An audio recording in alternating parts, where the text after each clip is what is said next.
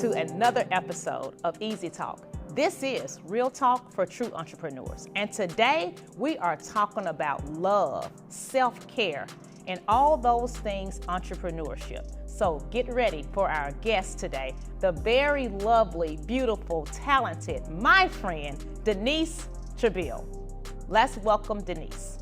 Let me tell you guys a little bit more about Denice. Denice is a licensed esthetician. She attended the Beauty Institute in 2008, graduating with high honors in 2009.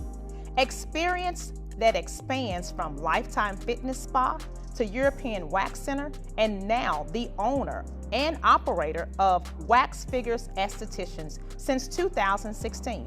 She became a permanent makeup artist in 2023. And when I tell you Miss Denice is the #1 person that operates in excellence, I can't begin to tell you how timely she is, how her customer service exceeds all expectations. She is the one to model your business after from an entrepreneur perspective. So you want to hear how she works her magic to make her business so successful. So Denice, tell us just a little bit more about you. Give us a fun fact about you. Thank you so much for all of that. Those were lovely compliments. I love hearing stuff like that. I model my business after my corporate background. Okay. I was a waitress for a very long time for a corporate restaurant, and I saw that corporate structure was pretty much the best way to go and to teach you discipline. You know how to discipline yourself because you have rules and you have expectations. And so I allowed that to model my whole structure of my business. So I am a licensed esthetician. I graduated in 2009 from the Beauty Institute here in Memphis. Now it's not called that anymore. It's called, I think, Empire. Yeah, I've heard of Empire. Yeah, I think it's called Empire now. And it's still a wonderful school. There's plenty of schools here in Memphis that are actually picking up on the whole aesthetics and cosmetology, very big names. So, I graduated in 2009, and I became a licensed esthetician in 2009. And I just kind of started flowing from there. I got my start at Lifetime Fitness. I was able to learn a lot of, different skincare modules, a lot of different ingredients from big names to no names, because they did use the best of the best. Awesome. Yes, it was a great place to work. And then I really wanted to focus on waxing. And so European Wax Center came in 2012. And I said, this is my opportunity. Let me go and apply. And I got right in. Wow. And I stayed with the company for 4 years. Okay. Yeah. And then it was just time to go on my own. And I started Wax Figures Aesthetics in 2016. Wow. So 2 things I want to hone in on. First, you said having that corporate background really gives you the structure and discipline to run your business. I wholeheartedly agree with that. I don't think I would be as successful in my business if I didn't have that corporate background. For me, being an African-American female, a lot of times I had to go above and beyond. I had to go the extra mile. I had to be prepared. Like you said, self-discipline, because I felt I wanted to make sure I fit in. I wanted to make sure that I was worthy of my promotion. And along the way, I learned how a business was truly ran. Absolutely. And so I completely agree with you. I had a guest before that we talked about this, and he even said, my structure came from working in corporate America. So again, for those of you listening that are working a corporate job and maybe trying to do entrepreneurship or thinking about it or actually successfully doing it, it is really something to look at the company that you're working for, how they're structured, what those rules and policies are, even the employee hiring and onboarding process. You need to know all those things in your business so that corporate background can really be put to good use. Pay attention, take notes, write those things down, how they're working, so that you can have a foundation to structure your business. I think that was a phenomenal point. I really love that. So, Denice, the second thing that you told us that I thought was very interesting and a point I wanted to highlight was you said that when European Wax opened, you said, okay, this is my time. Was it something you were already preparing for and thinking about, or did you have an aha moment, or how did you pull the trigger? What made you say, okay, I'm gone, this is it, I'm going to another company, I'm going to focus on this? Did you have a plan? I tend to not be as planned as a lot of people are. Unbelievable. I am not believing that. When I went to college, I thought I was going to go the law route, like my mom. Okay. And so when I noticed I don't like to argue, I don't like to, read into things, I'm like, yeah, the law is not for me. And, being the child of an immigrant, you're taught that you either got to be a doctor, accountant, lawyer, everything like that, because that's what your parents came here to, bring you to do. So your parents are immigrants? Yes. So where are they from? I am actually born in Mexico, and we are from Mexico. Okay. Ensenada, Baja California. I'm not going to try to pronounce that. Ensenada. It's a beautiful town. A lot of people go there when they're, ships dock from cruises. Okay. So some people know it, some people didn't. But back in the 90s when I was growing up here and the Latin culture wasn't as big as it was, I just kept telling people I was from San Diego because everybody would be like, what? Like, where's that? Where's that? Yeah. So Close I just to said San Diego. It's just San Diego. And I love San Diego. Yeah. It's beautiful in San Diego. So after that, it just I said, okay, I'm not going to go into the law route. I'm going to go into what I want to do, which was, I was always doing somebody's hair. I was always doing somebody's makeup. I was always looking into nails and just all of the aesthetics. And so I just pretty much, I pulled the trigger. I opened up that phone book, and the first beauty school that I called was... Excuse me, we're not going to act like you didn't say that. You opened up the phone book? Yes, I did. Okay, just a little joke. I did. I'll be honest with you. I opened it up. So millennials, the phone book. Just give you a little history. It was yellow, and it had everything in your city by zip code, all the companies there. Then we had the white pages that had all the residential information for addresses and phone numbers and names. So just going to give you that plug. Well, the first beauty school that I called didn't answer the phone. So I said, okay, that's not the one. So then I called the Beauty Institute, and they got me in right away. I did a tour. I loved it. I was thinking about doing hair, but then when they took me to the aesthetic side, because there's two different buildings, I just saw, okay, yeah, this is it. This is what I want to do. I want to massage. I want to do cleansing. I want to do waxing. I want to do makeup. I want to do all of that. So it was kind of like an aha, yes. And so when I was in school, it was a great time. I loved school. I actually was a little sad that it ended, but all things have to end. So Memphis being as small as it is, there weren't really that many places available to apply at. So I was very lucky to get hired at Lifetime Fitness, but then after that, it was time to go. And again, it's kind of spontaneous. I was looking for a car on Craigslist. Okay. And European wax centers for hiring kind of just came up. And I said, what is a wax center? So I just clicked on it, and sure it was. It was, we're looking for licensed estheticians, cosmetologists who are looking to, learn how to do speed waxing. And so I said to myself, this is it. I said, Lord, is this the sign? Yes, it is. And so I called, I interviewed with the owner at the time. Her name was Elizabeth James. So I interviewed with her, and in March of 2012, I think that's when we started, training. And it was tough. Oh my goodness, it was tough. It was nothing like aesthetic school. But once you got a good groove and you start building in your clientele, it just kind of goes from there. Wow. Yeah.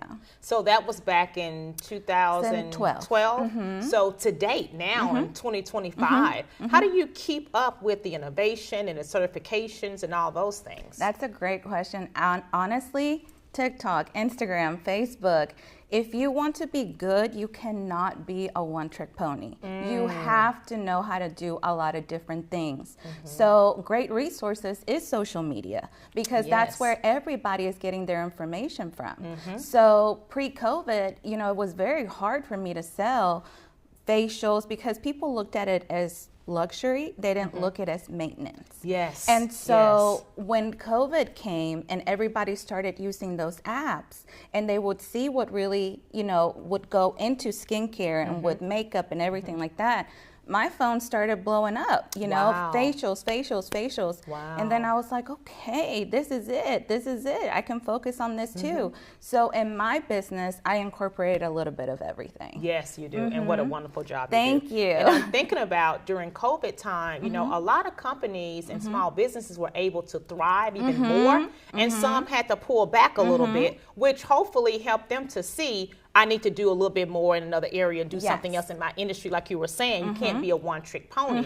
So I believe COVID kind of helped some people see, Absolutely. I need multiple streams of income, and some people to see that, wow, I got in a great business and I can thrive and do more things. And with you, you were able to wear masks.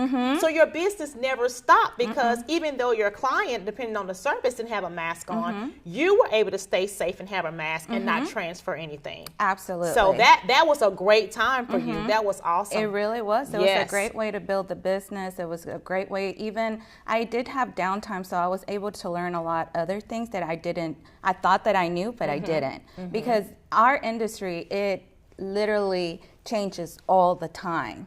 You can't just be like, oh, I'm a hairstylist from 20 years ago. This is how we used to do it. I can't say I'm an esthetician from 20 years ago too. This is how we used to do it. No, you have to stay with the trends. You have to stay with what people are looking for.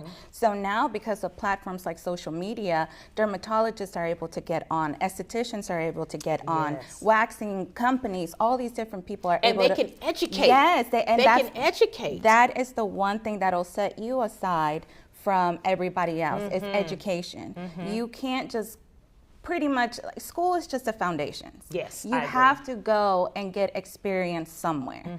And that, you having some experience is actually going to help you move along. Because if you just get straight out of school, you're not going to be disciplined enough.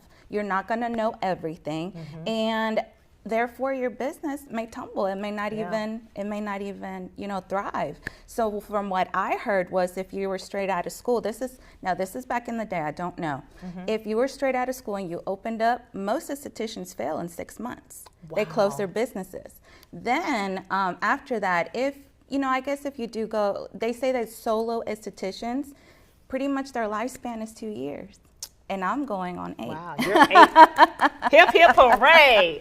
Definitely so deserving and I'm of going that. on 8. Congratulations. So, and, you know, when I sit back and I think about that, I'm like, oh, my goodness. Okay. Like, I've made it. And you're not stopping. No, if I don't book my appointment for the next 2 weeks before I leave, I'm not getting one. Yeah. So let's talk about that, because we're celebrating Love Month. It's February, and we're talking about self-care and love. I want to know 2 things. One, what are some of the products that are best to use when you talk about self-care and your skin and being an esthetician? Products, I would say facial wash and body wash. You can't be having this looking crusty and this either. Right. Those are some great products for self-care. A lot of companies have come out with different fragrances, you know, with non-fragrances, because now a lot of people know what their allergies are. So companies have come out with clean products. So it's very easy to go into these company websites and just, you know, look through the ingredients. A lot of companies are going clean, green, whatever that is. So that's a good tip for looking for, you know, for self-care. Also, if you don't know where to go or what to do, or your makeup is not looking good, or you just kind of feel blah, call one of us. Call an esthetician, you know, book an appointment, spend that little bit of money just so you can get the basic knowledge, because we will go over everything with you that you need. It is not intimidating. It's not that hard. It's just, if you want to look good, you know, you're going to feel good. Yeah. And I had a guest on last month in January, Odie Tolbert, and he talked about, if you look good, you feel good. Yes. If you feel good, you look good. So I thought it was very essential to have him talk about how to make you feel good, and then follow Love Month in February about what makes you look good. So with that being said, and you talk about different products and having a consultation with you or any esthetician, how do you know how to treat certain skin with certain products? Because a lot of people, even some of my friends, I get facials, I mean faithfully I get facials from you, and I love them. But a lot lot of my friends and people I know are afraid of the products used and, oh, it's going to break my skin out, or I had a bad experience. How do you, in your expertise, know what to do and use on individual skin? Well, I customize all of my facials for everybody as you come. I do a skin analysis. I, test the elasticity of your skin. We talk about your allergies. We talk about your sensitivities, things of that sort. You have to get to know the client. You can't just put somebody in your bed and be like, okay, these are the products that I have, and so this is what I'm going to use. No, you have to have a vast amount of products. If you've seen my office, yes, because you want to cater to everybody. So with all of that said, you have to be experienced. You can't just put, let's say these body washes and shampoos that are coming out, the 3-in-1. You can't use that. No, please don't. No, please don't. It's cheaper, but it's not best for your skin. To keep your skin healthy, glowing, and for the ladies to keep elasticity in your skin the way you talked about. Because people can't believe that I'm 50 this year, but I've been coming to you for about 15 years. And she can help you look younger too. I'm always trying to say I'm 30 plus whatever, but so I'm not trying to stay there for forever. But just book an appointment with an esthetician, get to talk to them. When people are scared of ingredients, it's just because they've been to people that really don't care about their needs. They only care about filling in their pockets. Yes. And that's different. For me, that's not it. I need to know you. I need to get to know you. I know Christopher, your grandson. Yes. I know a lot of things. So I try to get to know you as a whole person. And when I'm stressed, what I need, when I need it. Because one day I got a service and I'm like, did you make that up? You're like, no, this is what you need. I'm going to give it to you. And I didn't even know I needed it. And that's a phenomenal thing about being a business owner, knowing what your customers need before they even need it. Because now, even though I didn't know I needed it, once I got that service, I feel like I need it now, and I'm always coming for it. And it was because you exposed me to it. So I think a good entrepreneur that knows their industry, that knows their customers, like you said, know how to provide them with that white glove, one-on-one personalized service. And that's critical to loyal business, to having loyal customers, repeat customers, referrals. All those things tie into the customer experience. But that's also why it's important to have a corporate background, because they also tell you how to sell, without sounding like a salesman. Exactly. So that's why I encourage a lot of my girls. I have had quite a few girls that went to beauty school because they came to me and they liked the services that I did. So I would always tell them, hey, you need to go and get that experience before you open up your own place. One of them didn't listen, and she already closed her business. Wow. So because that foundation, you need that foundation. It's a solid foundation to work for someone else that's successful in the industry you want to be in. And you use that time and absorb, ask questions, get a mentor, learn the business. Because when you start yours, it's yours. It's your brand, it's your name. It's the most valuable thing you will ever own. And you can taint it or it can even go in the dumps, depending on the education and experience that you have in that industry with that work. In our industry, they also have insurance companies like ASCP. That is the company that we buy insurances because, let's say I hurt somebody. I can, with them, I'm covered. So they also, so you have to have the insurances. You have to cover yourself completely. You have to have an LLC. If not, you pay so much. So that's the thing that I wish I would have had somebody like you when I would have opened up, because I could have been like, Alicia, I'm thinking about starting my business, but I don't know where to go. Well, I know what to do, so if I was to hire you and for you to tell me that this is what I needed to do, it would have saved me a lot of time and a lot of money. A lot, because I learned the rough way. I, went in it head first. I didn't know a thing about taxes, insurances, nothing like that. So I learned the hard way. But hey, listen, 8 years later, experience was your best teacher. But I am able to help a lot of people because, like you, I had to read and study a lot, learning the hard way. I started my business in 2019 of August. COVID hit March of 2020. So I used that time to educate myself and learn more about businesses. And you know what? As I was doing it, I said, somebody else is going to need this. I started writing it down. So I have a 12-step program that I take my new clients through that are looking to start a business, and I help them with everything. Prioritize what you should do first, next, and last, and it really helps them with a solid foundation. And because I've been able to do that for the past 5 years, I now teach entrepreneurship classes. So I have a 12-week course that I teach that entrepreneurs come to learn how to advance and grow their businesses. You know, that's a word that a lot of people throw around a lot, and they don't understand what it is to what be it really means. No, it means no more days off. Yes. It means no never ending for me, Yes. never ending laundry. You know, you have to Never ending laundry, because you have sheets and blankets and all kind of stuff that you've got to keep washed and cleaned. So when people say, I just want to clock in and clock out, okay, good for you, but that's just not for me.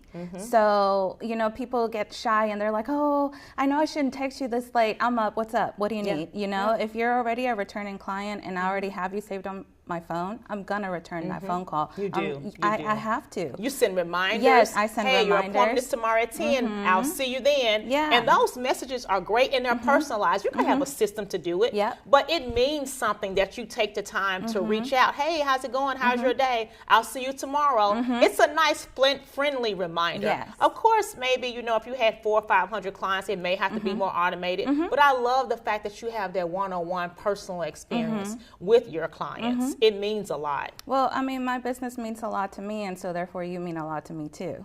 So That's great. I try to, you know, put those little touches here and there that will make it feel more personalized to you, you know, so I really love to do that.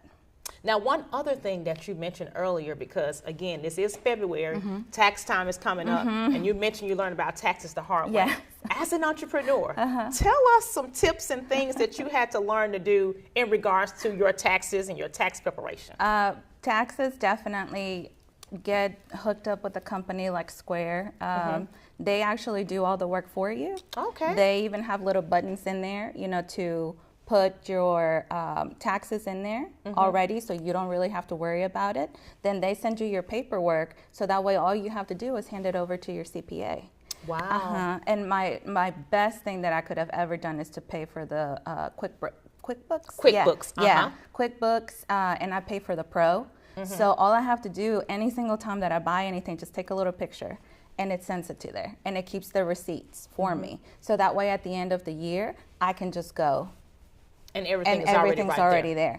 But the one trick is with entrepreneurship, I really do believe that you need to pay those taxes every 3 months. Because if not, at the end of the year, all of that getting, you know, together, it's just not going to do. You know what? That makes a lot of sense. It's going to be a lot. And I learned that as my business has expanded and grown, I've learned that I have to do it every 3 months. If not, I'm going to get so behind and it's going to feel like a big hit at the end. Exactly. That's a phenomenal tip. She's not a tax preparer, but from an entrepreneur's perspective, that lens, once a quarter. Yes. Once a quarter. Take a look at how much you've made and what you need to pay in taxes, and go ahead and get that paid. So at the end of the year, you're not stressed and bothered with that. And I can imagine how that takes a lot off of you because you're busy. You're trying to run your operations. Uncle Sam is going to get his money. You've got to pay him whether you pay him now or later. But to do that one simple thing to help you stay organized with your business, that is a great tip. That Absolutely. is a great tip. There are great tools out there. There's not only just Square, there's Vagaro for our industry. Now that one does send out automatic, you know, reminders and things of that sort. It's also a booking site, everything like that. There are a lot of people that use booking sites. I myself, because I like to have control of my books, I book everything myself. So those kind of, you know, little apps like that, those are really good for somebody that's starting out too. So 8 years in business for yourself, very successful, doing a phenomenal job. What's that one thing? Tell us that one thing that we could help some other entrepreneur with. That one thing that you wish you had known. The one thing I wish I would have known. Give yourself some grace. Yeah. Because when you know, when you go out on your own and you don't see your books as full, well, in my case, you don't see your books as full as you would want, or you kind of have this, kind of attitude of like, oh, poor me, Yeah, am I going to make it? Am I going to Was make this the right it? decision? Yeah. So negative feeds on negative. So you have to look at it completely different. At wintertime, I don't really slow down, but when I do have downtime, that's my deep clean time. If I don't have people in between the books, I deep clean everything. So you have to find yourself, just kind of pep yourself up. I wish that I would have known that. And if I had the confidence in myself that I do now in my 20s, I really think I could rule the world. And I think all that is a part of learning, because there's so much that I have learned. I struggled with boundaries, really trying to, make sure that I offered a great service to my clients, but at the same time having boundaries around what I do for them and how I can help them, because I had to learn the hard way that, to your point of learning your client, I had to start assessing my clients and saying, how bad do they really want this? Because I found myself doing more and pushing them for something that they thought they wanted or maybe didn't want. And I've gotten so engrossed in it. And now I'm like, oh, you can do it. Let's do this. Let's do this. Hey, I got a great idea for you. And they're like, oh. And so I became too invested and too passionate, but it's what I love to do. I love doing it, but I had to start setting boundaries around it and do it step by step.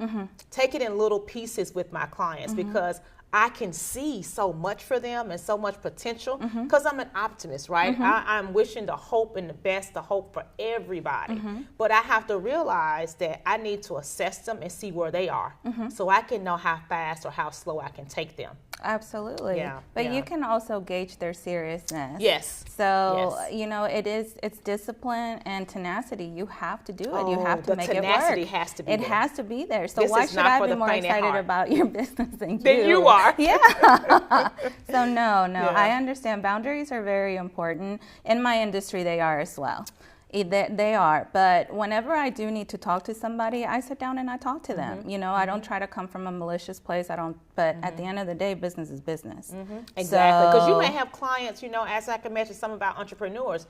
Oh, I need to reschedule. Oh, they cancel. They cancel 2 times. They cancel 3 times. Having a boundary around, okay, if you schedule an appointment, that's money I'm missing. And you've done that 3, 4, 5 times, you can no longer be a client of mine. So I understand that there are boundaries around that. I mean, there's just so many little things that you have to look at to say, is this making this client a great client of mine, or is it feeding me negatively and I've got to let it go?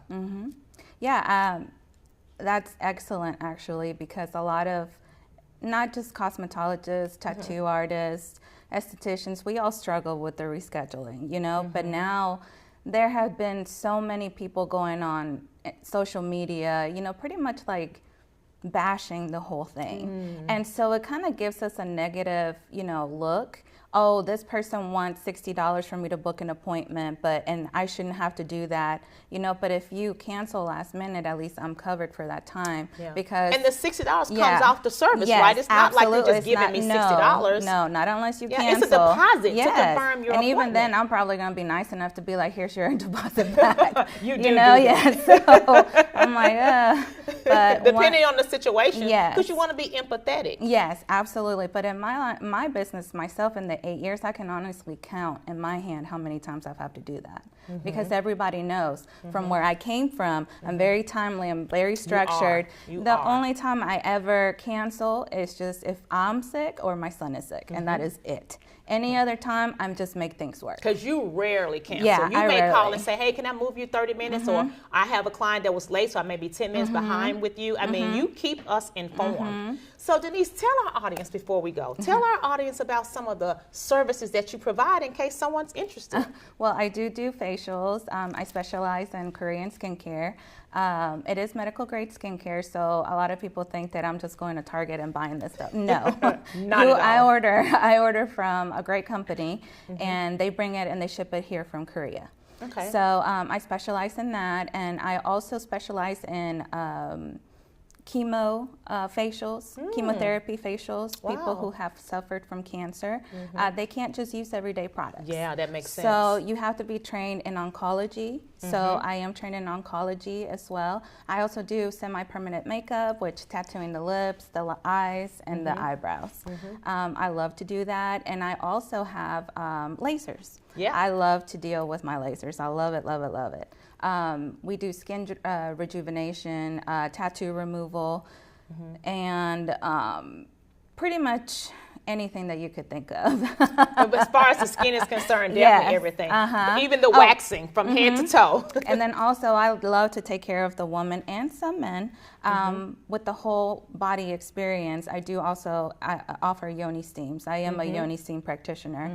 And you can't just nilly-willy that. You have to have knowledge of herbs. You have to have knowledge of the womb. You have to have knowledge of the women. There are some men that do come in to see me for those services, and we use completely different herbs for them.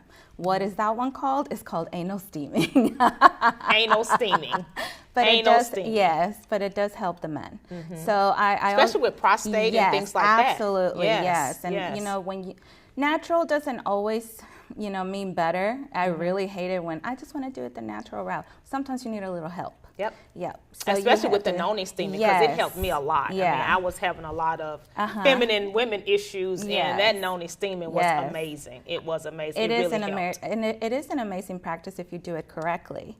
One of my girlfriends, she sent me a picture one time of it's one of those potties that you're given at the hospital, and it was saran wrapped in pink. And she was like, "Is this what it's supposed to look?" I said, "No, run."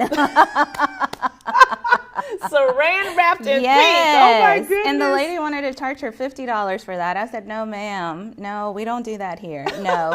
No. So you have to know, you know, unfortunately also due to social media, people started trying it out on their own and messing themselves up. So you have to have a knowledge of herbs. You have to have an expert. You have to be educated. Education is the most important. It is the foundation of everything. If you're not educated, you're really going to hurt somebody.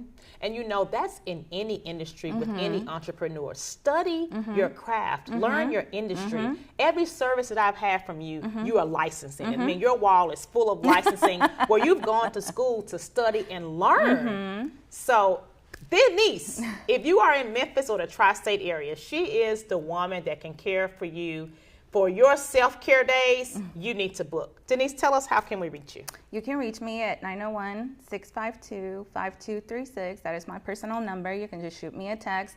You call me. Sometimes I'm working, and I don't like to answer my phone when I'm working. Yes, so that's part of that personalized experience. Yes, I try not to do that. So you can just text me. I am currently working on my website again. I have to update it because I haven't updated it in a long time. It's called being an entrepreneur. Yes, much to do. But again, I book everything myself. So if you want to have a little one-on-one, then we can always schedule a little one-on-one. Thank you all so much for joining us. Denice has given us a wealth of knowledge. As we celebrate Love Month in February, we want to talk about skincare and other things you can do to take care of yourself. Because as an entrepreneur, we do need to be more concerned and focused on our mind, body, and soul. So look for more episodes to help you continue your entrepreneur journey and making sure that you take care of yourself first. Thank you all so much for watching. And until next time, this is Easy Talk, real talk for true entrepreneurs. Thank you.